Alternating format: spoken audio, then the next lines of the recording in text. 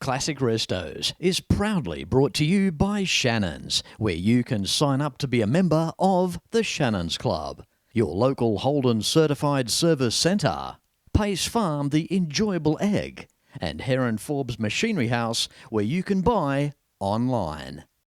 Today I bring you more than a classic. Perhaps he is a classic in his own right.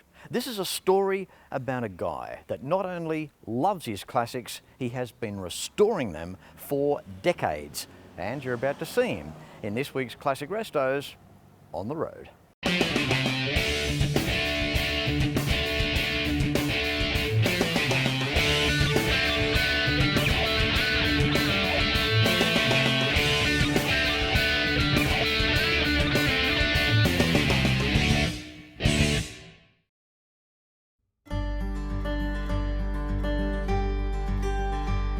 Meet Brian Hawke, and no relation to the late iconic Prime Minister of Australia from the 1980s. Brian is a passionate restorer and lover of classic vehicles.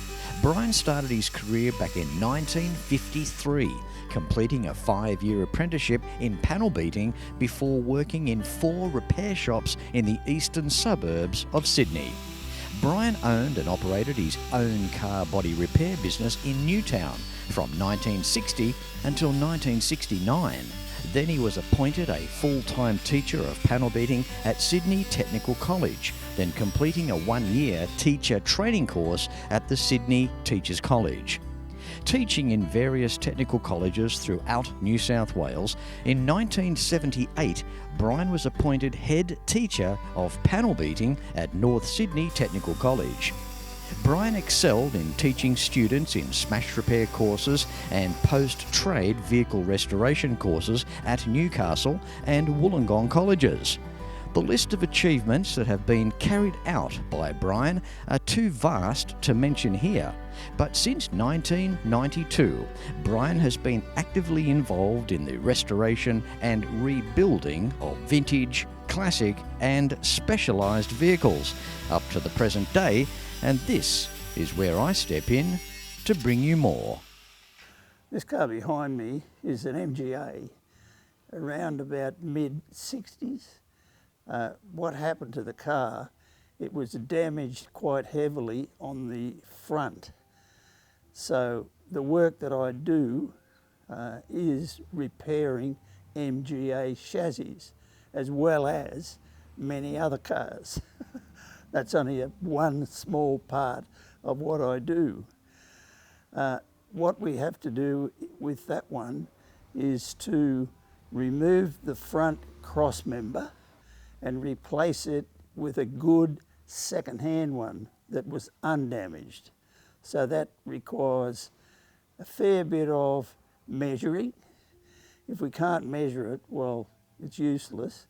Then we have to have it in the right position, in height. So if one side is too high, the car won't drive properly. So it's critical as to what has to happen. So far on this, we've spent about 100 hours so far. So it will be fairly expensive to finish it, quite expensive. But the owner wants it that way. He's been in and had a look at it as it's being repaired, and so he's happy with what has to be done. Now what we've got here is a full-size dimension chart. Came from the original part of the car. So all this has measurements, length, width and height. So that way we can get the car perfect as far as dimensions.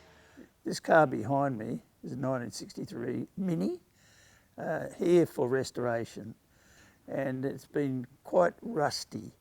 So what we're going to do with that is repair the rust. We have quite a number of new panels which are available for these cars, and we will put them in place, like doors, various other panels around the car, and then we'll weld them or spot weld them to this body. So that car will be perfect as far as condition when it leaves here. We've had it dipped, so there's no rust in it now, but we're able to buy a lot of new panels, which are still made, which is quite surprising. We won't be painting them, or I won't be painting them, they'll be done by somebody else. At the time when these cars first come out, the police used them as cars on the road, and they were very, very quick, the Mini Cooper. So they'd catch a lot of people doing the wrong thing on the road. These cars at Bathurst, when they raced, they'd bring something like 20, 25 of these, and they looked like a conga of cars on the tracks. They were very quick, surprisingly quick. They got round corners very well, and they weren't up against the big V8s, but they were up against other big cars, which were still fairly powerful, and they manoeuvred very well. Yeah. Sideways, very good. They could get in underneath other cars, which they couldn't get around a corner. They went well up the hill at Bathurst, and that was a very difficult track. And on the top, coming down, they were just amazing, just amazing. So it was incredible what they did for such a small little car. So this will be, now when it leaves here, will be painted and will be perfect as far as I'm concerned. I positively will be perfect.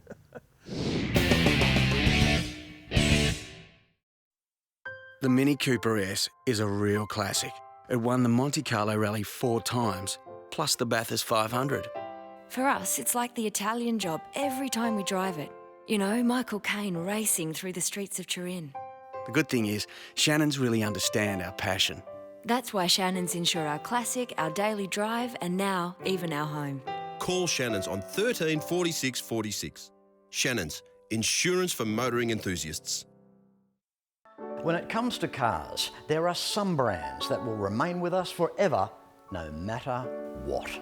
The Holden was always Australia's own car, held high in the hearts of many. Those lines, that chrome, the stories around them, and the people that owned them. From the classic through to the final, you can still trust in genuine Holden and AC Delco parts, available through the Holden Certified Service Network. Have a look for your nearest Holden Certified Service Centre at holden.com.au, and let's keep supporting Australia's own. This vehicle here is a Maserati. As you can see by the 3 prongs, that's the Maserati sign. That's a car, it's a 1964 model Maserati. It's a beautiful, beautiful car. When it came here, it had to be completely dismantled. All the outside is aluminium. The inside is a steel frame, so this all had to be removed. And then the aluminium part had to be repaired separately to the internal frame. Once that was all welded, oxy-welded I should say, too. A lot of people don't do oxy-welding because they don't know how to do it. But I'm lucky I learned it many, many, many years ago. And to me, that's the best type of welding if you want to have aluminium soft enough to work with. The history of this car is, it's a 1964 model. It came from a couple, I don't know how they found my name, but nevertheless they did. So I've been working on this for several years and it's still not finished. Still a bit to go, because to work on a car like this, it's quite tricky because there's a lot of things that have to be correct. When they were built in the factory, a lot of the Italians at the time, they hand built these cars, and there's a lot of variations from this car to another car. It's not like a factory. So when they've been built, they probably only did of this model probably 1,000 of this model, whereas if that was in a factory it'd be 20,000. So they're handmade vehicles and done lovingly by the Italians and their hammers and dollies. This particular car is a body by Touring, Touring, and that was a body designer and maker in Italy. So it's not like a touring car, as you would say, it's got a hood on it or something like that. It's a different type of word, but Touring was the name of the body maker. It's all aluminium, and it's just beautiful as far as shape. The Italians were master builders of cars as far as shape. The interior of the car is, we had the original material that was in there. Over the years it had been damaged and water and things like that. So we've got new hides and we've got new carpet, which was correct for its time. So it's red inside, and this colour blue is exactly the colour that the car was in 1964, because we could find that through its body number. The body number and engine number is with the car. So that was the important thing. So the engine has to go into it at this stage. The engine is a 3.5 litre engine, so that's its capacity. It's a 6-cylinder with special camshafts. Over the years, I have rebuilt and restored several Maseratis, and I just love Maseratis. So I was very lucky to have someone who had a car like this and wanted to have it rebuilt. My father had one similar, except it wasn't a Maserati, it was a Lancia, but built by the same touring people in Italy. So I've always loved Italian cars, and in particular, body by Touring. I'm very, very honoured to be able to be asked to do this, because it's such a beautiful car, and I have done those sort of cars before, and I'm lucky to be able to do something like this in real life. It's not fake. The car we're looking at here is a 1947 Lancia Aprilia. I restored that for a doctor in Melbourne in about 1986, and then later on he decided that he would buy another Lancia, so this one became for sale. So I was lucky that I had enough money to buy it, and the fact I didn't have to ask anyone what had been done because I knew exactly what had been done. So as far as I was concerned, it's a beautiful, beautiful car. There's now, at the present stage, 2 of those cars in the world. They made 3. So this is chassis number 1. The other car that's still around in the world is in England, and it's chassis number 3. So where number 2 is, nobody knows. It's never come to light. So the owner of this brought the car to Sydney, and I restored it. I repaired all the parts, anything that was rusted or damaged, and then I painted it. So it's been painted since 1986 in acrylic paint. It's not like a lot of cars now have 2-pack, which is nothing wrong with 2-pack. It's the new way of doing it. But this has lasted all that long because it's been looked after, and that's the important thing. This car is steel, the bonnet is aluminium, and the boot is aluminium. and the rest of the car is steel. Designed by Ghia and built by Italian craftsmen. So there's certain things about it from one side to the other that are different, because that was hand built, and that's what they did when they were building low volume cars. The engine is a V4 engine. This car is such a beautiful shape car. I'm very proud to be asked to do it. So it wasn't a problem to be asked. I just loved working on that car. It's so beautiful. So I'm very lucky to have had the opportunity to do it, to be asked to do it. And that's, to me, I still can't believe how the Italians built such a pretty car. When I was a kid, I loved cars. I've been a motoring enthusiast all my life. My life is hot rods, designing them, building them, and racing. Hand built with a stainless steel roof. It won the Monte Carlo Rally 4 times. Like Dad, I've always been a Ford man. In '71, this was the fastest four-door car in the world. Insurance? Shannons, of course. They may not be making the classic Holden anymore, but the legacy lives on. You can still have a Holden certified service using genuine Holden and AC Delco quality parts at over 180 centres across Australia. Go to holden.com.au to find your nearest centre. Book your Holden in, maintain the pride. These classics are insured with Shannons. Why not pick up the phone and give Shannons a call for a quote and a chat and have a discussion for the policy and premium that might suit you best. And signing up to become a member of the Shannons Club has never been easier. For more information, visit shannons.com.au. Brian, you're such an experienced man. You have a ball here when you come to work, or should I say when you come to hobby. Hobby? No, it's not a hobby. I just love doing it. Yeah. That's what you do in your spare time, right? Yeah. Well, at my spare time, I go home.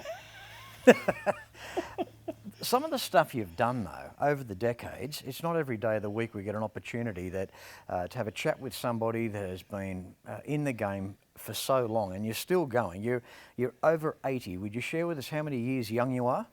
84. 84 years of age, turning up and restoring cars. When I was 16. You can't retire even if you want to. No. You wouldn't want to retire. You wouldn't be able to anyway, because even if you tried, there'd be still people wanting you to do things. Well, not only that, I'd want to keep doing it too. Yeah. Regardless of what people wanted. Some of the stuff over the years that you've done, it's actually, there's a lot of accolades here. You've had experience with converting left and right hand drive vehicles, the steering conversions, chassis modifications and repairs to vintage Bugattis, yes. Of course the repairs to the MG, TC and TD classic cars, TD, yes. Construction of aluminium coverings and fairings for high-speed race boats, that's right. Making complete aluminium bodies for vintage Rolls Royces and Bentleys, and Vauxhalls, yep, Jaguars, T Fords, Aston Martins, Rileys, MGs and Morgans. Yes. And Maseratis and Ferraris. Yes. I don't know how you found time to eat. I eat at work. My wife comes along. You've also specialised in the repairs of aluminium chassis and bodywork for Honda, NSX and Lotus. That's right. These are just some of the things. We've got a list here. And cutting through some of them, down the bottom here, rebuilding the aluminium body for a 1912 Curtis race car. Exactly. And repairs to V8 supercars in New South Wales, Victoria and Queensland with the TAFE Smash Repair teams. That's right. You've done some stuff. It's interesting, and I like doing things that is interesting. Yeah. I wouldn't like to be in a factory where I do the same thing every day. So every time I come in here, there's something different to work on. Yeah. And there's other people to come and talk to who own a lot of these cars. And that's part of living, I think, really. It is. And I admire your admiration for these cars too. And you pointed out some nice things with this Maserati here. Oh, yeah. The simple things, like the line that goes across the top of the front fender, across the top of the door. out to the back of the rear quarter, a line is one thing, but then that little scalloped or that little chamfer edge, on the front and rear, yes, I think that's art. It is art. It's Italian, and Italians live amongst art in their own country. I could just imagine the design department that day, Giuseppe there designing that, and then out to lunch they would have gone for their big bowl of pasta and their bottle of red wine and come back to work at 7 o'clock that night and continued on with a little bit more, you know. It's amazing. It is amazing.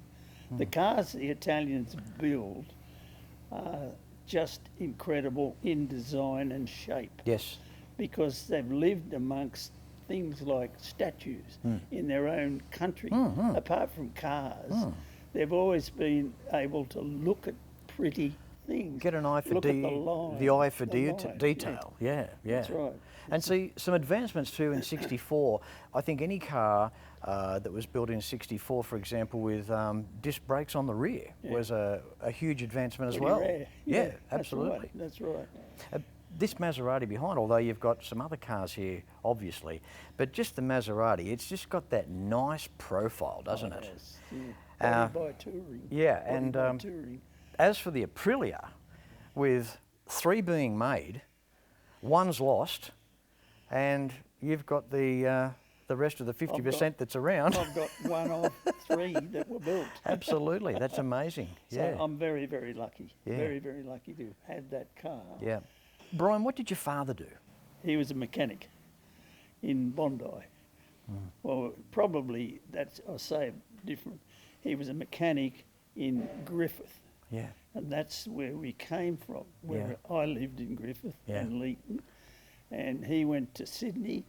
He joined the NRMA as a mechanic and stayed with NRMA for a number of years. Then he developed had a factory where he did left to right hand drive. Were you inspired by your dad? Oh yes. Yeah. He was very good at what he did. Yeah. And do you reckon if he was around today, he'd be pretty proud of what you've done? I hope so. I'm sure he would. Yeah. Yeah. I'm sure he would. But no, he was a good man to follow because he was very precise with what he did. Yeah. Brian, we could talk for ages. I just want to I want to thank you, and I want to thank your wife Dorothy today as well for turning up and putting the kettle on and all that sort of thing. It's been wonderful chatting with you. You are a dead set icon. You really are. And no, seriously, there's not enough credit goes to guys like yourself. And there's other people that can do it. Well, yeah, I know, but I'm not the only one in the world. Very humble man. It's been a fantastic opportunity though, Brian, and a lot of guys, with all due respect, might have retired, and that's fine. For those that have, good on them, but you're still turning out. Actually, I think you live here. I think this is your house. Brian, it's been a pleasure. Thank you very much. Fletch, it has been a pleasure to have you here. Thanks, mate. Because you're a famous person. Oh, I don't know. There's other yes, you are. No, there's other blokes that do what I do as well. No. So I can play your game too. Thanks, mate. See ya. My pleasure. Well, I hope you've really enjoyed this week's episode of Classic Restos. A little bit about the man, Brian Hawke, his passion for cars, his mechanical ability, and his love for classic vehicles. I hope you've enjoyed the show. Until next week, no matter where you're watching Classic Restos from, please ride and drive safe. I'm Fletch, and I thank you very much for watching.